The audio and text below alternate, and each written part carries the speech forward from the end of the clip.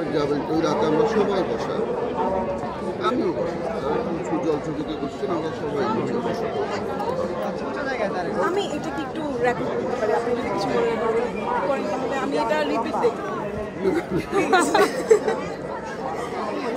হ্যাঁ আপনি বলেন, সমস্যা নেই। হ্যাঁ স্যারের যখন ক্যান্সার ডায়াগনোসিস হলো, তো স্যার তো নিউ ইয়র্কে যাবেন, যেদিন রাতে ফ্লাইট হচ্ছে না, ফ্লাইট পরের দিন, আগের দিন স্যার সবাইকে নিয়ে গল্প করেন। তো স্যার কিছু একটা জলছুটির মতো জায়গায় বসা, আমরা নিচে সবাই। তো স্যার গল্প করছেন,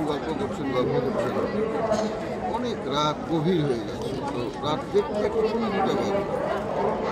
এক সময় দেখা গেল যে ধীরে ধীরে সবাই, যারা বাইরের লোকজন ছিল সবাই চলে গেল। তখন একদম ঘরের লোকজন স্যারের সামনে বসে, বাহিরের মধ্যে আমি। তো আড়াইটাকে কোনো চিন্তায় স্যার বললেন যে ডাক্তার তুমি বাসায় যাবে না? যাবো স্যার। আমি আর বললাম না যে স্যার আপনার কথা আর একটু শুনুন, কারণ আমার তখন মনে হচ্ছিল যে স্যার তো বাসায় নেই।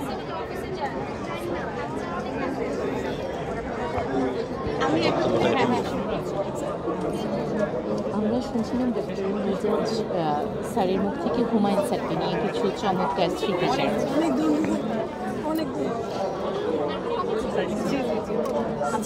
স্যার সবসময় হাস্যোজ্জ্বল মুখেই থাকেন, সেই প্রমাণটি আমরা দেখছি। চমৎকার যেভাবে আমরা টিভি স্ক্রিনে স্যারকে দেখি, ঠিক সেভাবেই স্যার আছেন হাস্যোজ্জ্বল মুখে, বরাবরের মতোই।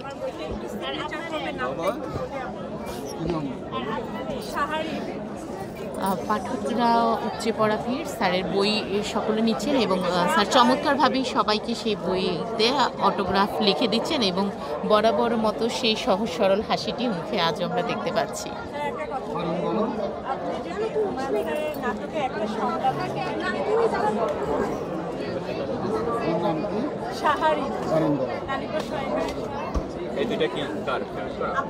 আমরা এখন আছি বাংলা একাডেমির বইমেলার পাঠক উৎসুক পাঠক স্যারের মুখে সেই যে কোনো নাটকের চমৎকার সংলাপ শুনতে আগ্রহী এবং সে সংলাপ যাতে লিপিবদ্ধ করে দেওয়া হয় সেই বইয়ে, এই জন্য স্যার সেই চেষ্টাই করছেন।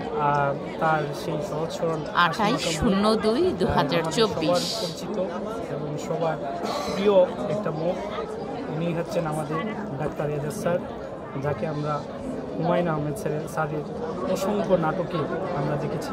উনি অমর 21শে বইমেলা 2024 উপলক্ষে